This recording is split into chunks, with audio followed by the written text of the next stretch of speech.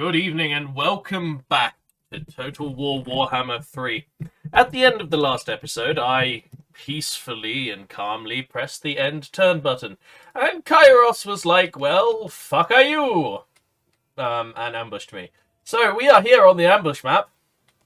I've taken the liberty of issuing a couple of commands. Well, I let the other episode render. But, yeah, we are going to try and swamp this group over here. Kill it off and then move over to Kairos. So let's get this show on the road and see how we do. It's a tough army. It's got Soul Grinders, Chosen, Exalted Horrors, but our army's not too bad either.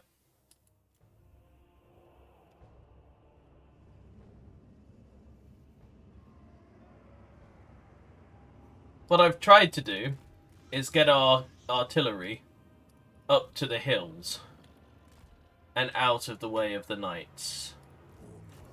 And the heroes over here are committing hard and fast because I need them to.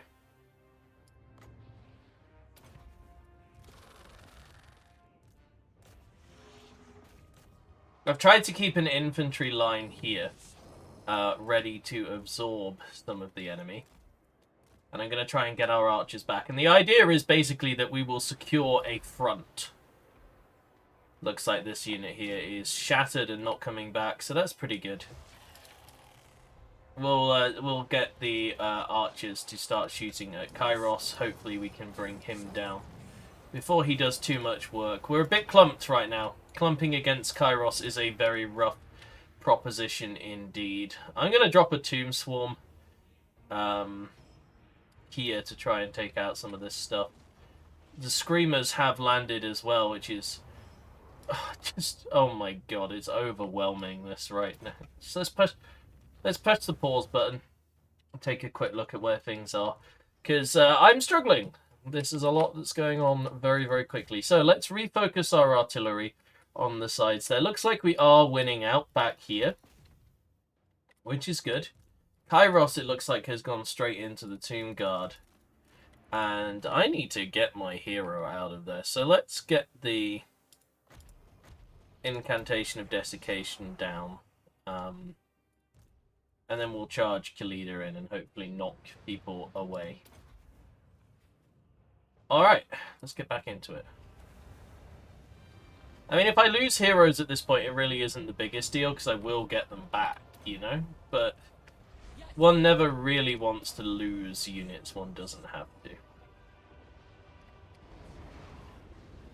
I need to get our archers unclumped and out of this area fast, because this is becoming a problem.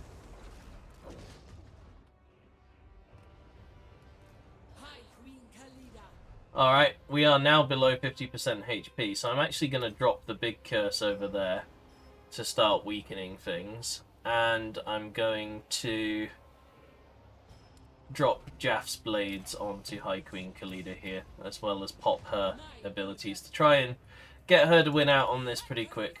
We're going to go straight for the Flamers. I'm keeping the Necropolis Knights in the back here. There are a couple of Soul Grinders on both sides that I didn't realise, so that's going to be interesting to try and deal with, but we're just going to have to get on with it. Alright, let's get Khalida now to go in and fight Kairos, I think. We've got Tomb Strike here. Oh, I opened a menu. That's not what I meant to do, but that does give us a pause, which is quite nice, honestly. I need this guy out of there. I don't want to lose him. So let's cast Neru's Protection on him. Hopefully we'll get the army-wide healing come through shortly. The Support Crosstalkers are doing a great job, but they're a bit trapped right now. The Tomb Scorpion is going after the Cultist, which is good. And our Priest is in trouble again, so let's try and get him out of there. Oh, this is going to be costly, I think, honestly. Like, you would understand why. It's quite a big Tzeentchian army. It's got a lot going on.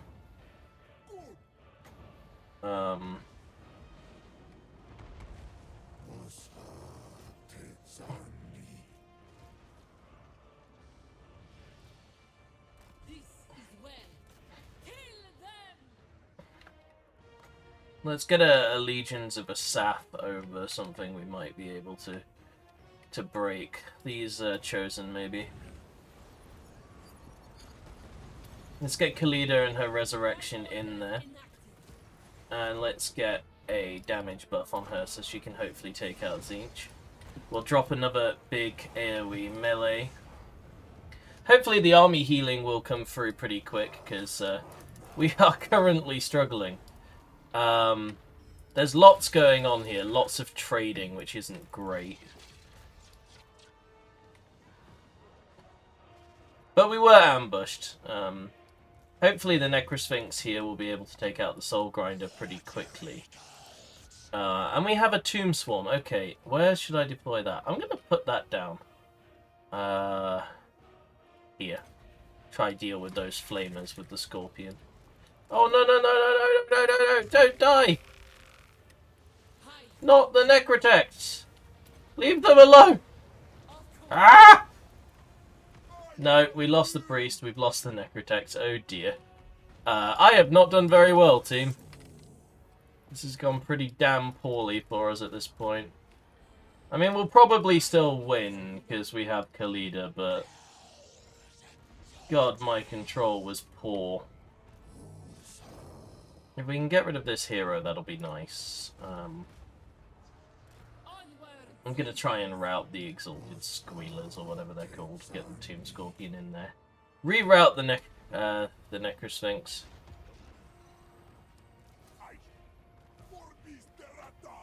We'll drop a heal on the Necrosphinx as well.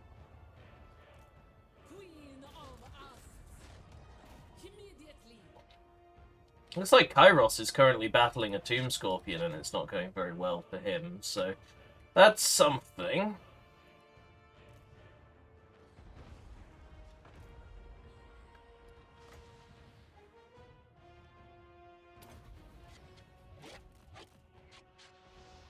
Where are my Tomb Scorpions and why aren't they doing anything according to this? I guess this one was on Kairos until a moment ago and is now struggling. I need the Ushabti now. Like, really, that's what we need. We need the Ushabti.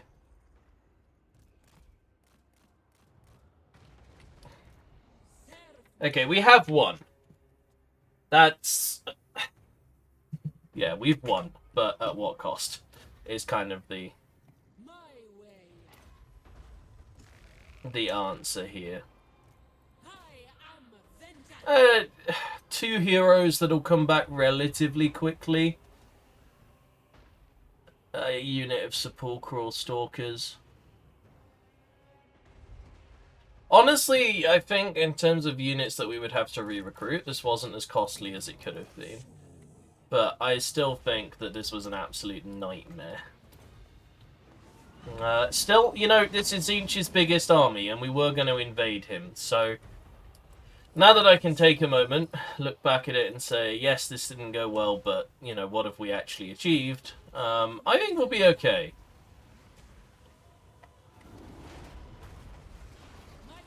Just going to get Khalida out of there very quickly, because I don't want her to go down. There we go. Wow. What an ambush.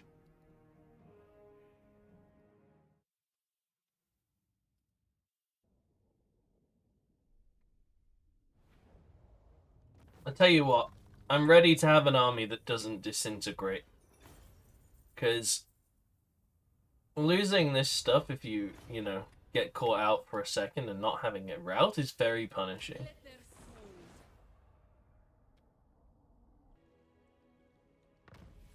Okay. Our two priests were wounded. That sucks. But we did manage here to take out their forces. I'm going to quickly lay siege to the Fortress of Dawn. Looks like we can take that without losing anything. And that, I think, should be the end of Tulaqua. There you go. That is indeed the end of Talaqua. They have nothing left. And so Khalida can sit now in the Fortress of Dawn for the time being. One thing that I did think, actually, is that instead of betraying our ally, in order to get our victory, we only need one city. We need Numas. And I thought we might be able to trade that. Because something I do sometimes in other cities is other campaigns is I trade cities to people I want to like me. So I was thinking, well, maybe this will go the opposite way around. So minus 12.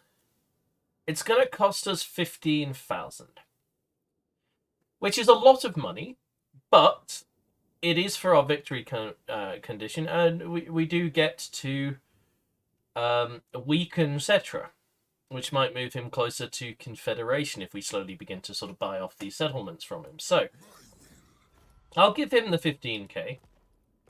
I don't think he can really do a lot with it, and we shall claim Numas.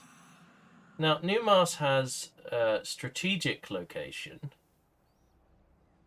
but does it have a specialized building in it? Let's have a look.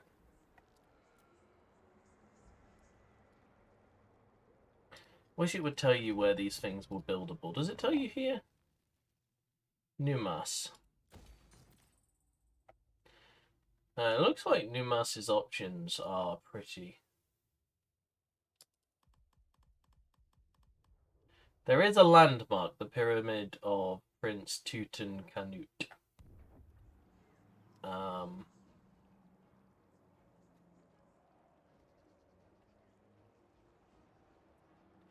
going to demolish the income building. It's the fastest we can rebuild. And so if I'm wrong, it's not really a big problem. And if I'm not wrong, then we can build what we need more quickly. Okay, so let's take stock. We've just defeated the army belonging to Kairos on our soil. We lost a couple of heroes, but we should be able to re-recruit into Khalida's army pretty quickly. We'll take out the White Raven here. A little bit of overkill with our full army, but we'll take him out nonetheless. And I'm going to take some Canopic Jars for that, because I don't think the money is worth it. And then we'll have a look at the recruitment here, and we can replace the unit of archers we lost with the unique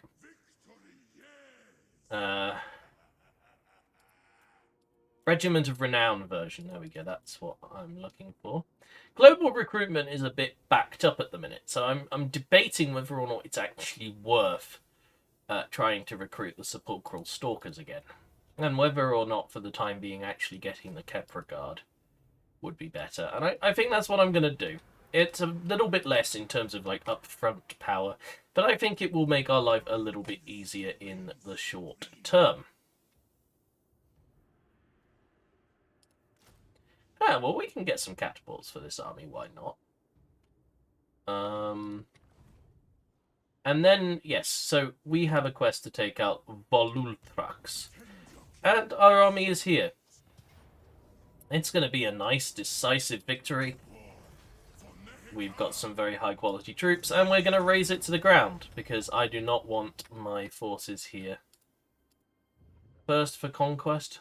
What does it want me to do? Raid? Sure. But can't do it right now, but next turn we will raid it. Can I just pop in the water? If I march, maybe? Nah, we'll be fine. And it looks like Cetra and the others are heading to take out Tzeentch as well in defense of our territories. So at this point, we are very much in a sort of a consolidation phase. We're making a lot of income, we've got good buildings. We're at the point where we're putting up some of these specialized buildings. I think it was in Kasabar we're building 2 of what we need. So, yeah, it's all going pretty well. Now, I wish it would tell me where these needed building. I mean, the Vault of Nagash will be in, you know, in the Great Pyramid, etc., in Khemri and Nagashizar, or the Black Pyramid of Nagash. You know, Nagash-related cities, but some of these are a little bit hard to find. So I'm going to roll over the turns, and I'll keep doing what I can to get those buildings up and running, but realistically now we are coming very quickly to the end of our campaign, which is not something I thought that I would say this episode, but there you go.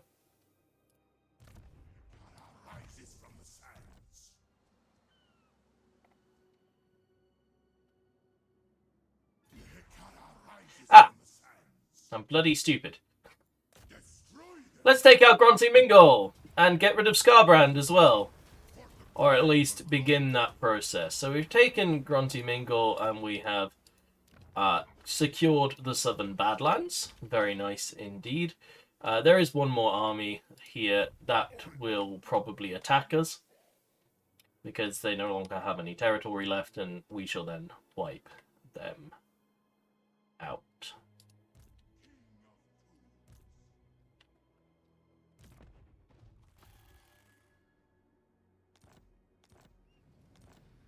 Okay, where does Scarbrand have another settlement?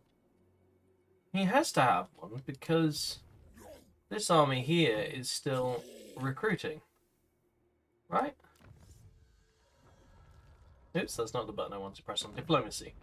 Exiles of Khorne. He has 0 settlements, so they are actually just, I guess, because they're in encamp stance. Ah, well, King Lammy, your moment has arrived. Da da da da da da da da da. Take the Canopic Jars, and that is the end of Scarbrand. There we go. So, some of the biggest threats we have faced since the beginning of the game are now down. We have taken out Telaqua, which I'll admit was not a huge threat necessarily, but it was a threat. I'm going to raid this region just for the quest. And I'm going to send Peshedu here over the waters as well, because his army is in better nick. And hopefully Senutep and Setru will be able to take out the Fate Weaver's crevasse. Now, I had some questions raised by the fact that we were able to buy Numas. Now, I doubt we'll be able to buy their capital. But what about settlements like Sudenburg? So I'm going to ask them to give me... What's this one called? Lashik. And I'm going to offer them some money. And they are saying that's 4.7k. That's very easily affordable. What then about Sudenburg?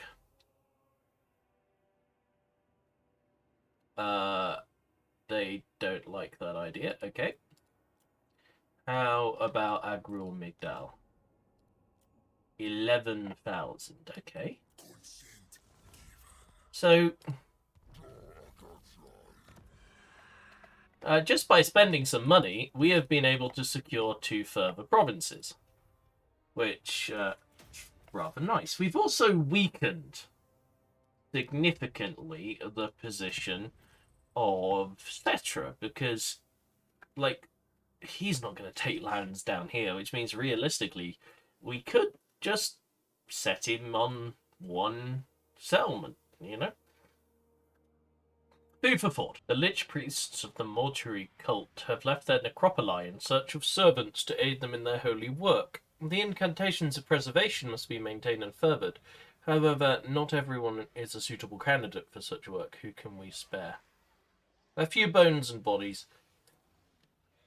I'm going to save the Canopic Jars because I need them. We got some treasury and some Canopic Jars there for raiding the region last turn. A couple of our lords have grabbed some traits. Our researchers are coming through nicely.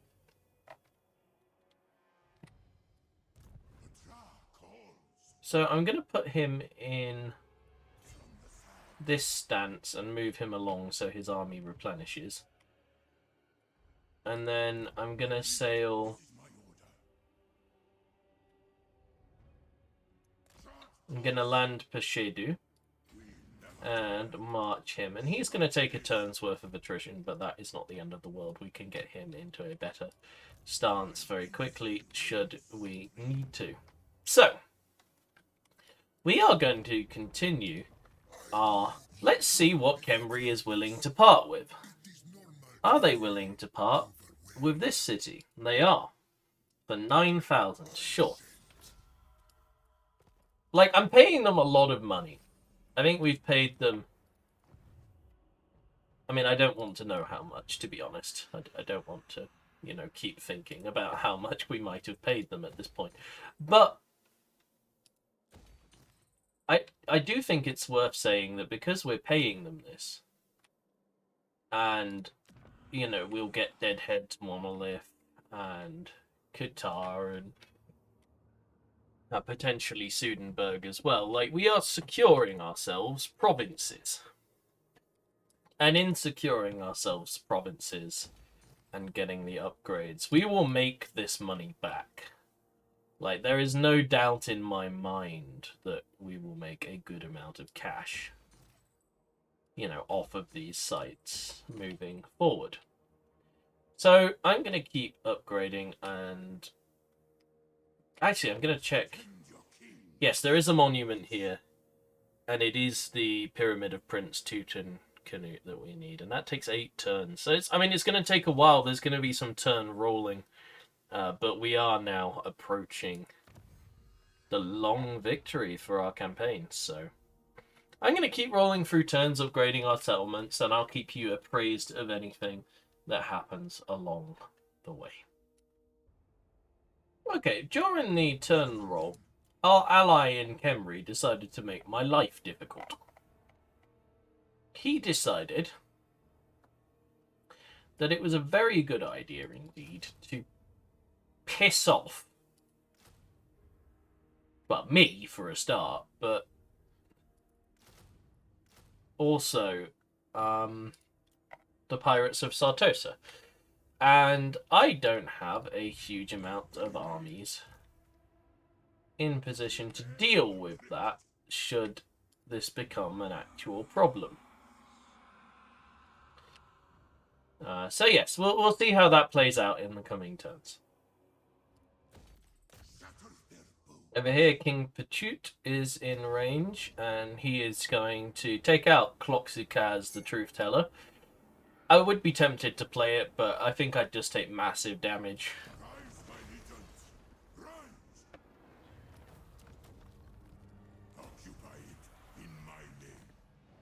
Oh, I didn't mean to occupy it. It's terrible territory for us.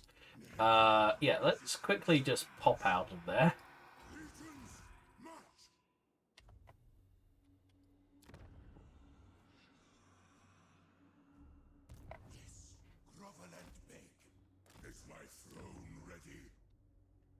Actually, we'll pop into it and replenish a little bit.